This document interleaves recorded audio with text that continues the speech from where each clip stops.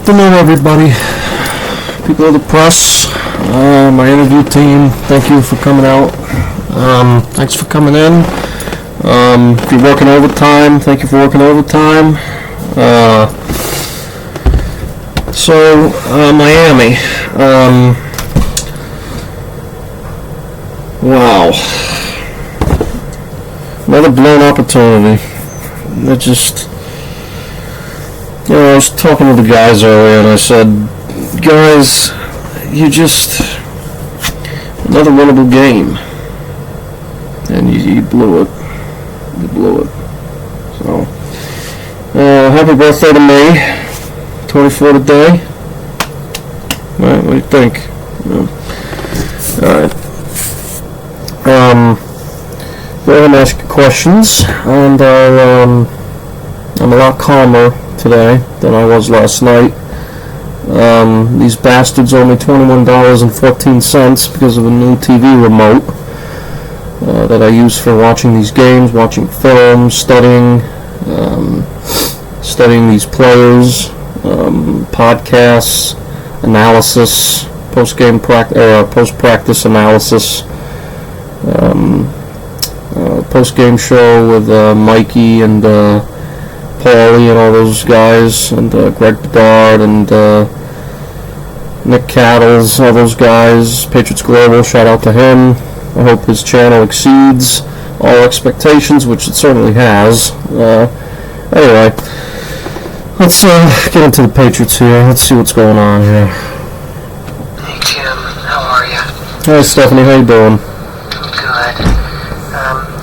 Obviously a really disappointing loss. But my question for you is, what do you think is really the cause of these losses, these close game losses? It's just inconsistency. It's a poor start, and it's not enough to. It's not sustainable. You can't, with these teams the way they are nowadays, especially the teams that are winning. Teams like Atlanta, teams like New Orleans, teams like I don't know. I can't name off the top of my head. Miami, for Christ's sakes. These teams are evolving.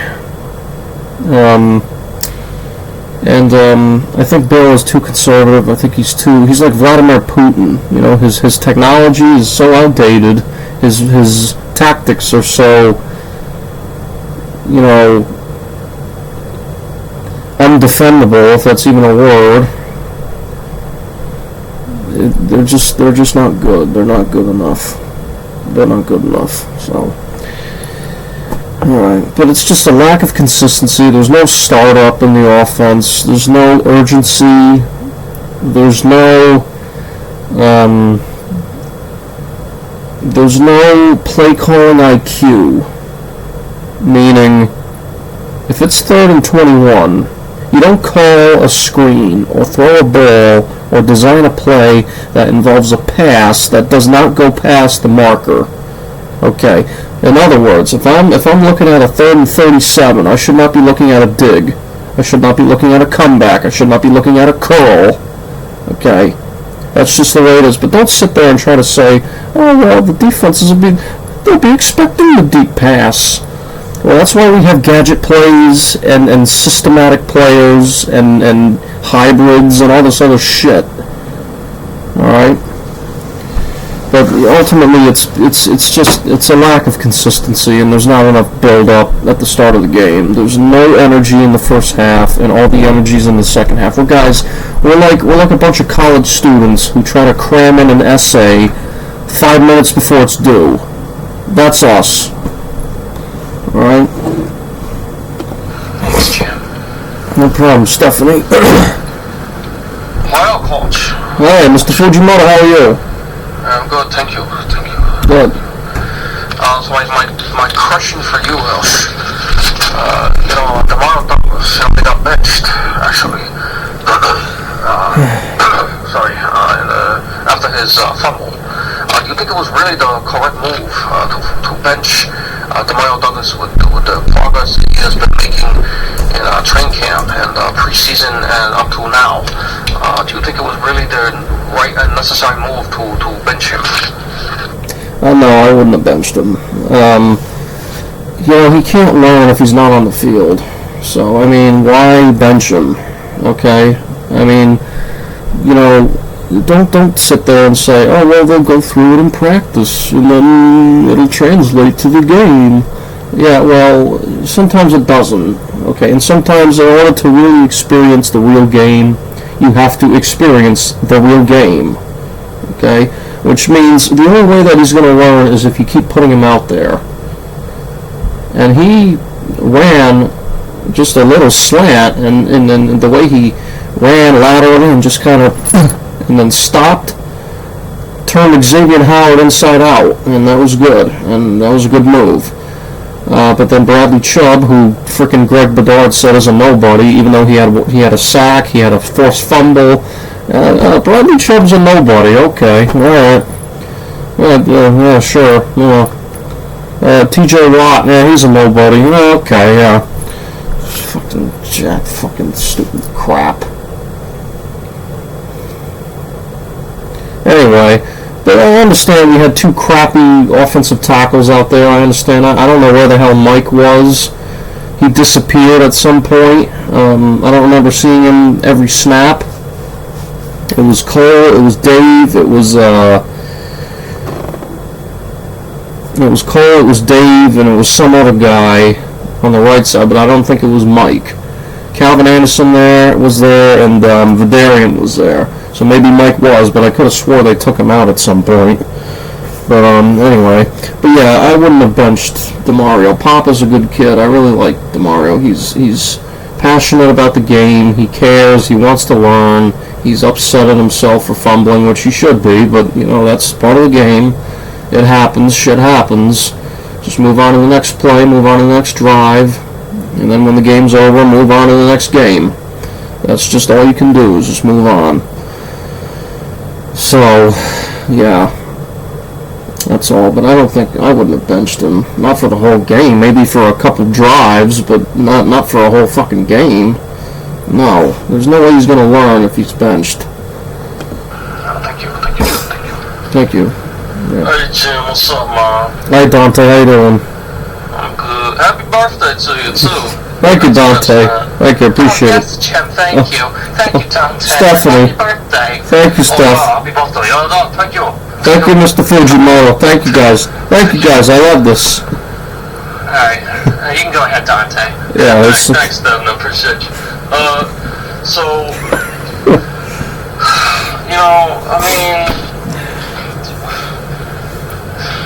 I know you answered the question earlier with Steph with what's really the main cause of all these losses, but I think it's because Matt still doesn't have a number one receiver yet. And what do you think about that? You think that's true?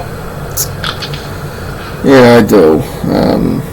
You got all these players, these people on YouTube saying either one of two things. They're either saying Max sucks altogether, or everyone believes that this team is tanking to get Marvin Harrison Jr., which that's a pretty stupid reason to tank, but I mean, for one player, we wouldn't even, I don't even think we'd have the first pick. I think the Cardinals would probably have the first pick. I mean, if we win 2 games, we don't have the number 1 pick, because the Cardinals, actually, if we win 1, I don't know if they've won a game yet, but if we win 1 or 2, we're not gonna have the first pick. We might have the second, but then again, Arizona might have the second also, or some team might trade up to get the second pick. So, I mean, trading up for a receiver or tanking for a receiver, I don't think is the right move.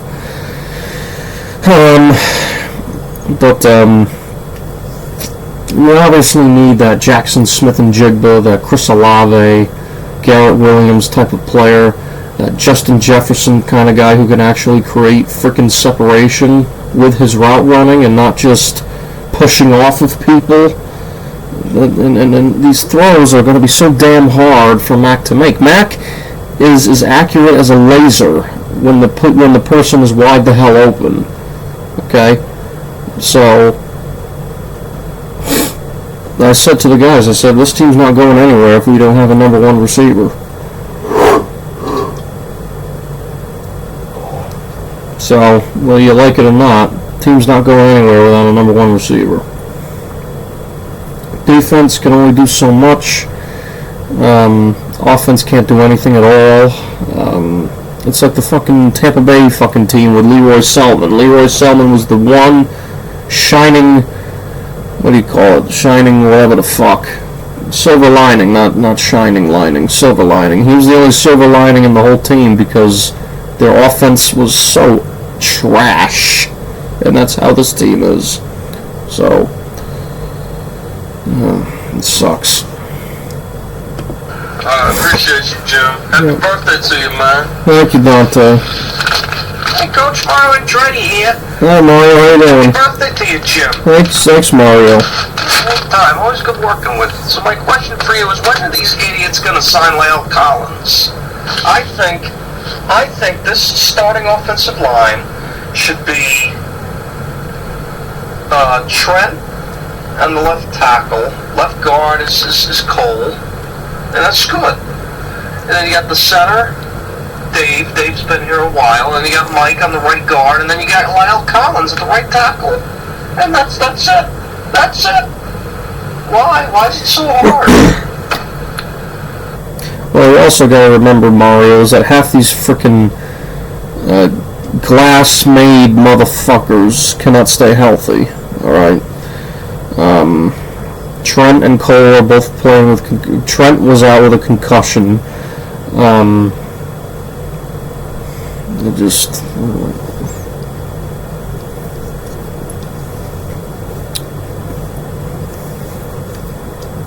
This is just. I mean, that would be a good offensive line, but the thing about Trent's been a little inconsistent lately. I remember when we first signed him, he was one of our best guys. That was way back in 2018 when Tom was still here, and when we played the Rams in that other Super Bowl, and that was way back when. So,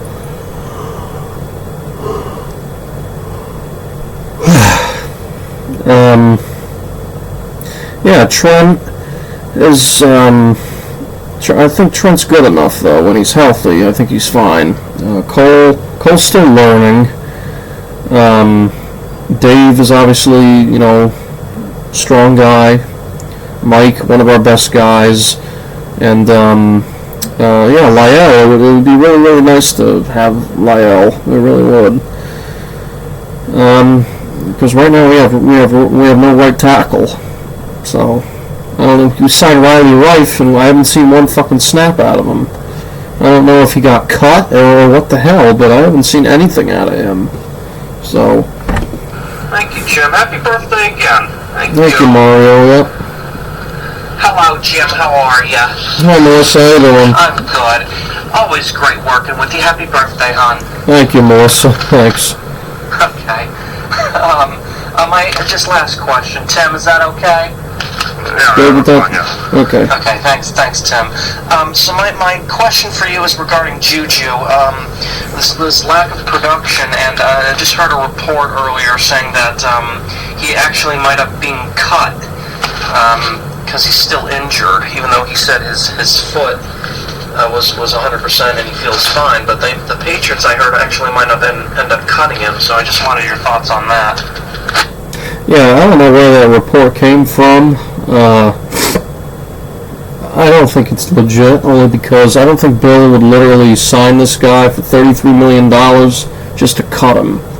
I don't think that would be a financially sound move to make. Although Bill is now known for his unsound moves, such as benching Malcolm Butler, benching Demario Douglas, signing N'Keal Harry, signing people and then not starting them. It's like, what the fuck? What are you doing? What the hell are you doing? So, I hope Juju's okay. I mean, he said he's okay.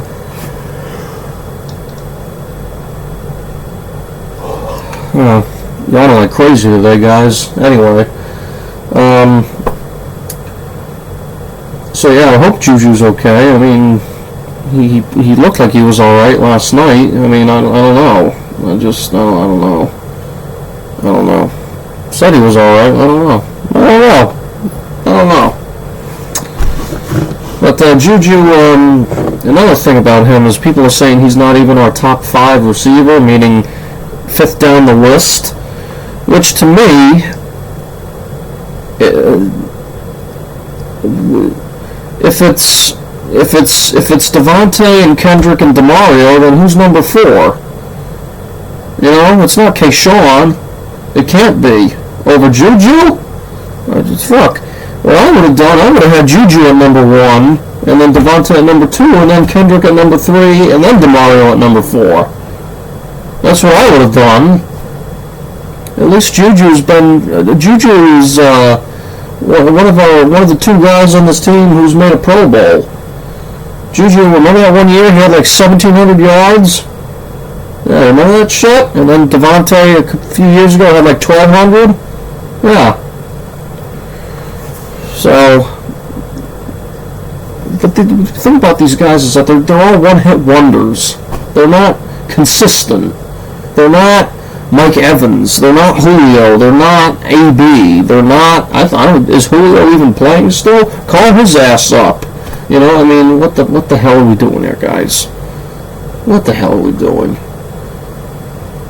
What the hell are we doing? Yeah, but I didn't hear anything about Juju being injured and potentially being cut. I didn't hear about that at all. So it's a good thing you mentioned that, because I'll have to keep an eye out for that. Thank you, Melissa. Alright, thanks, Jim. Yeah. Thank you, Jim. I appreciate it. No problem, Melissa. Alright. We're good? We're good? Alright, my last question, Jim. Oh, okay. Sorry about that, Melissa. Oh, hey, Tim, you run the team. That's it. Alright, thank you. So, Jim, my question for you is just, where do you see this team going? In what direction by the end of the year? 6-11, if we're lucky. I mean, we got New York on Sunday. We got Dallas next week. Yeah, we're not beating fucking Dallas. There's no way in fuck. No way in fuck are we beating Dallas. No way in hell. New York. I mean, I don't think Zach Wilson's won a game against us yet, but still, I mean, Tua is to us what we are to Zach Wilson, undefeated. All right, can't believe that Tua is undefeated against us. I can't even fucking believe that shit. I can't even fucking believe that shit. The guy sees triple every game, and he still beats us. I don't get it. But where would I like to see this team going? I would like to see this team go to the Super Bowl. Now, remember, I said where I would like to see this team go. Where they will go is probably not even the wild card. If they keep not any playoffs for us if we keep playing like this. So, you want to ask us, are we going to win anymore? No, not anymore if we keep playing like this. So, am I the only one who sees this? Anyway, that's all. Thank you very much, guys. Appreciate all the birthday wishes, and I'll see you guys on probably Saturday night. I apologize for not making the the pregame press conference last couple nights ago from Miami, but I was busy. I was tired as hell. I just couldn't do it. So, but I'm here now. All right, that's all that matters. All right, thank you guys. Thanks for coming in.